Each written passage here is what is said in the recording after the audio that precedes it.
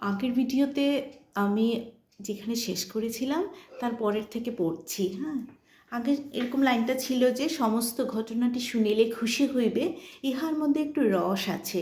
তারপরের থেকে পড়ছি, আর বেশি নয়, অল্প একটুই আছে, আজকে শেষ হয়ে যাবে। ঠিক আছে?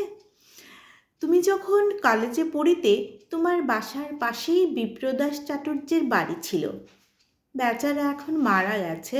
চাটুর্য মহাশয়ের বাড়িতে কুসুম নামে একটি শৈশব বিধবা অনাথা কায়স্থ কন্যা আশ্রিতভাবে থাকিত।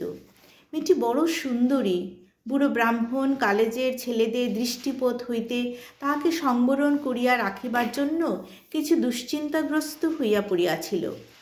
কিন্তু বুড়ো মানুষকে ফাঁকি দেওয়া একটি মেয়ের পক্ষে কিছুই শক্ত নহে।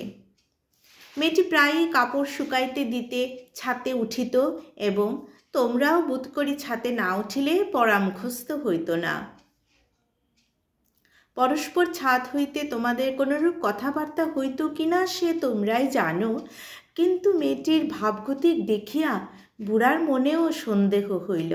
কারণ কাজকর্মে তাহার ক্রমিক ভুল হইতে দেখা গেল, এবং তপস্বিনী গৌরীর মতো দিন দিন সে আহার নিদ্রা ত্যাগ করিতে লাগিল। এক একদিন সন্ধ্যাবেলায় সে বুড়ার সম্মুখেই অকারণেই অশ্রু সংবরণ করিতে পারিত না। অবশেষে বুড়া আবিষ্কার করিল, ছাতে তোমাদের মধ্যে সময়ে অসময়ে নীরব দেখা সাক্ষাৎ চলিয়া থাকে। এমনকি কালেজ কামাই করিয়াও মধ্যাহ্নে চিলের ঘরের ছায়ায় ছাতের কোণে তুমি বই হাতে করিয়া বসিয়া থাকিতে নির্জন অধ্যয়নে সহসা তোমার এত উৎসাহ জন্মিয়াছিল। বিপ্রদাস যখন তোমার কাছে পরামর্শ জানিতে আসিল, আমি কহিলাম, খুড়ো, তুমি তো অনেক দিন হইতে কাশী যাইবার মানস করিয়াছ, মেয়েটিকে আমার কাছে রাখিয়া তীর্থবাস করিতে যাও, আমি তাহার ভার লইতেছি। বিপ্রদাস তীর্থে গেল। আমি মেয়েটিকে শ্রীপতি চাটুর্যের বাসায় রাখিয়া তাহাকেই মেয়ের বাপ বলিয়া চালাইলাম। তারপর যাহা হইল তোমার জানা আছে। তোমার কাছে আগাগোড়া সব কথা খোলসা করিয়া বলিয়া বড় আনন্দ লাভ করিলাম। এ যেন একটি গল্পের মতো। ইচ্ছা আছে সমস্ত লিখিয়া একটি বই করিয়া ছাপাইব। আমার লেখা আসে না। আমার ভাইপোটা শুনিতেছি একটু আধটু লেখে, তাহাকে দিয়া লিখাইবার মানস আছে, কিন্তু তোমাতে তাহাতে মিলিয়া লিখিলে সবচেয়ে ভালো হয়, কারণ গল্পের উপসংহারটি আমার ভালো করিয়া জানা নাই। হেমন্ত পেরিশঙ্করের এই শেষ কথাগুলোতে বড় একটা কান না দিয়া কহিল, কুসুম এই বিবাহে কোনো আপত্তি করে নাই? পেরিশঙ্কর কহিল, আপত্তি ছিল কিনা বোঝা ভারী শক্ত। জানো তো বাপু, মেয়ে মানুষের মন যখন না বলে তখন হাঁ বুঝিতে হয়। প্রথমে তো দিন কতক নতুন বাড়িতে আসিয়া তোমাকে না দেখিতে পাইয়া কেমন পাগলের মতো হইয়া গেল। তুমিও দেখিলাম কোথা হইতে সন্ধান পাইয়াছ, প্রায় বই হাতে করিয়া কলেজে যাত্রা করিয়া তোমার পথ ভুল হইত, এবং শ্রীপতি বাসার সম্মুখে আসিয়া কি যেন খুঁজিয়া বেড়াইতে। ঠিক যে প্রেসিডেন্সি কলেজে রাস্তা খুঁজিতে তাহা বোধ হইত না, কারণ ভদ্রলোকের বাড়ির জানালার ভিতর দিয়া কেবল পতঙ্গ এবং উন্মাদ যুবকদের হৃদয়ের পথ ছিল মাত্র। দেখিয়া শুনিয়া আমার বড় দুঃখ হইল।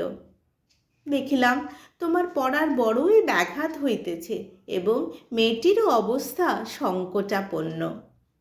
একদিন কুসুমকে ডাকিয়া লইয়া কহিলাম, বাছা, আমি বুড়ো মানুষ, আমার কাছে লজ্জা করিবার আবশ্যক নাই। তুমি যাহাকে মনে মনে প্রার্থনা করো আমি জানি, ছেলেটিও মাটি হইবার জো হইয়াছে। আমার ইচ্ছা তোমাদের মিলন হয়। শুনিবা মাত্র কুসুম একেবারে বুক ফাটিয়া কাঁদিয়া উঠিল এবং ছুটিয়া পালাইয়া গেল। এমনি করিয়া প্রায় মাঝে মাঝে সন্ধ্যাবেলায় শ্রীপতির বাড়ি গিয়া কুসুমকে ডাকিয়া তোমার কথা পারিয়া ক্রমে তাহার লজ্জা ভাঙিলাম। অবশেষে প্রতিদিন ক্রমিক আলোচনা করিয়া তাহাকে বুঝাইলাম যে বিবাহ ব্যতীত পথ দেখি না, তাহা ছাড়া মিলনের আর কোনো উপায় নাই। কুসুম কইল, কেমন করিয়া হইবে? আমি কহিলাম, তোমাকে কুলীনের মেয়ে বলিয়া চালাইয়া দিব। অনেক তর্কের পর সে বিষয়ে তোমার মত জানিতে কহিল। আমি কহিলাম, ছেলেটাকে খেপিয়া যাইবার জো হইয়াছে, তাহাকে আবার এ সকল গোলমালের কথা বলিবার আবশ্যক কি? কাজটা বেশ নিরাপত্তে নিশ্চিন্তে নিষ্পন্ন হইয়া গেলেই সকল দিকে সুখের হইবে। বিশেষত একথা যখন কখনো প্রকাশ হইবার কোনো সম্ভাবনা নাই, তখন বেচারাকে কেন গায়ে পড়িয়া চিরজীবনের মতো অসুখী করা? কুসুম বুঝিল কি বুঝিল না আমি বুঝিতে পারিলাম না। কখনো কাঁদে, কখনো চুপ করিয়া থাকে। অবশেষে আমি যখন বলি তবে কাজ নাই, তখন আবার সে অস্থির হইয়া ওঠে। এইরূপ অবস্থায় শ্রীপতিকে দিয়া তোমাকে বিবাহের প্রস্তাব পাঠাই। দেখিলাম সম্মতি দিতে তোমার তিলমাত্র বিলম্ব হইল না। তখন বিবাহের সমস্ত ঠিক হইল। বিবাহের অনতিপূর্বে কুসুম এমনি বাঁকিয়া দাঁড়াইল, তাকে আর কিছুতেই বাগাইতে পারি না। সে আমার হাতে পায়ে ধরে বলে, ইহাতে কাজ নাই জেঠামশাই। আমি বলিলাম, কি সর্বনাশ, সমস্ত স্থির হইয়া গেছে, এখন কি বলিয়া ফিরাইব? কুসুম বলে, তুমি রাষ্ট্র করিয়া দাও, আমার হঠাৎ মৃত্যু হইয়াছে, আমাকে এখান হইতে কোথাও পাঠাইয়া দাও। আমি বলিলাম, তাহা হইলে ছেলেটির দশা কি হইবে? তাহার বহুদিনের আশা কাল পূর্ণ হইবে বলিয়া সে স্বর্গে চড়িয়া বসিয়াছে, আজ আমি হঠাৎ তাহাকে তোমার মৃত্যু সংবাদ পাঠাইব? আবার তাহার পরের দিন তোমাকে তাহার মৃত্যু সংবাদ পাঠাইতে হইবে, এবং সেই দিন সন্ধ্যাবেলায় আমার কাছে তোমার মৃত্যু সংবাদ আসিবে।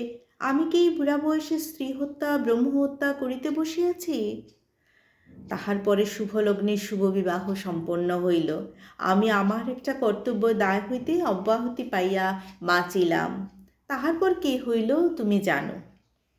হেমন্ত কহিল, আমাদের যাহা করিবা তাহা তো করিলেন, আবার কথাটা প্রকাশ করিলেন কেন? পেরিশঙ্কর কহিলেন, দেখিলাম তোমার ছোট ভগ্নীর বিবাহে সমস্ত স্থির হইয়া গেছে। তখন মনে মনে ভাবিলাম, একটা ব্রাহ্মণের জাত মারিয়াছি, কিন্তু সে কেবল কর্তব্য বোধে। আবার আরেকটা ব্রাহ্মণের জাত মারা পড়ে আমার কর্তব্য এটা নিবারণ করা। তাই তাহাদের চিঠি লিখিয়া দিলাম। বলিলাম, হেমন্ত যে শূদ্রের কন্যা বিবাহ করিয়াছে তাহার প্রমাণ আছে। হেমন্ত বহু কষ্টে ধৈর্য সংবরণ করিয়া কহিল, এই যে মেয়েটিকে আমি পরিত্যাগ করিব, ইহার দশা কি হইবে? আপনি ইহাকে আশ্রয় দিবেন? পেরিশঙ্কর কহিলেন, আমার যাহা কাজ তাহা আমি করিয়াছি, এখন পরের পরিত্যক্ত স্ত্রীকে পোষণ করা আমার কর্ম নহে। ওরে, হেমন্তবাবুর জন্য বরফ দিয়া এক গ্লাস ডাবের জল লইয়া আয়, আর পান আনিস। হেমন্ত এই সুশীতল আতিথ্যের জন্য অপেক্ষা না করিয়া চলিয়া গেল। কৃষ্ণপক্ষের একেবারে অন্তিম ভাগ এটা। কৃষ্ণপক্ষের পঞ্চমী, অন্ধকার রাত্রি, পাখি ডাকিতেছে না। পুষ্করিণীর ধারে লিচু গাছটি কালো চিত্রপটের উপর গাঢ়তর দাগের মতো লেপিয়া গেছে। কেবল দক্ষিণের বাতাস এই অন্ধকারে অন্ধভাবে ঘুরিয়া ঘুরিয়া বেড়াইতেছে, যেন তাহাকে নিশিতে পাইয়াছে। আর আকাশের তারা নির্নিমেষ সতর্ক নেত্রে প্রাণপণে অন্ধকার ভেদ করিয়া কি একটি রহস্য আবিষ্কার করিতে প্রবৃত্তি আছে। শয়নগৃহে দীপ জ্বালা নাই। হেমন্ত বাতায়নের কাছে খাটের উপরে বসিয়া সম্মুখের অন্ধকারের দিকে চাহিয়া আছে। কুসুম ভূমিতলের দুই হাতে তাহার পা জড়াইয়া পায়ের উপর মুখ রাখিয়া পড়িয়া আছে। সময় যেন স্তম্ভিত সমুদ্রের মতো স্থির হইয়া আছে, যেন অনন্ত নিশিথিনীর উপর অদৃষ্ট চিত্রকর এই একটি চিরস্থায়ী ছবি আঁকিয়া রাখিয়াছে। চারিদিকে প্রলয়, মাঝখানে একটি বিচারক এবং একটি চিরস্থায়ী ছবি আঁকিয়া রাখিয়াছে, এবং তাহার পায়ের কাছে একটি অপরাধিনী। আবার চটি জুতার শব্দ হইল। হরিহর মুখুজ্জে দ্বারের কাছে আসিয়া বলিলেন, অনেকক্ষণ হইয়া গিয়াছে, আর সময় দিতে পারি না, মেয়েটাকে ঘর হইতে দূর করিয়া দাও। কুসুম এই স্বর শুনিবা মাত্র একবার মুহূর্তের মতো চিরজীবের স্বাদ মিটাইয়া হেমন্তের দুই পা দ্বিগুণতর আবেগে চাপিয়া ধরিল। চরণ চুম্বন করিয়া পায়ের ধুলা মাথায় লইয়া পা ছাড়িয়া দিল। হেমন্ত উঠিয়া গিয়া পিতাকে বলিল, আমি স্ত্রীকে ত্যাগ করিব না। হরিহর গর্জিয়া, কি সুন্দর দেখুন লাইনটা, কি সুন্দর প্রতিবাদ।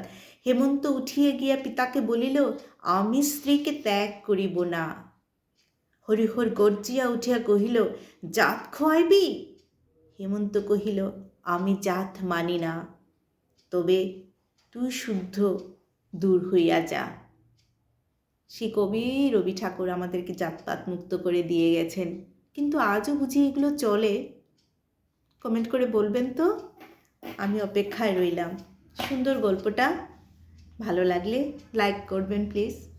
আজ আসি, টাটা।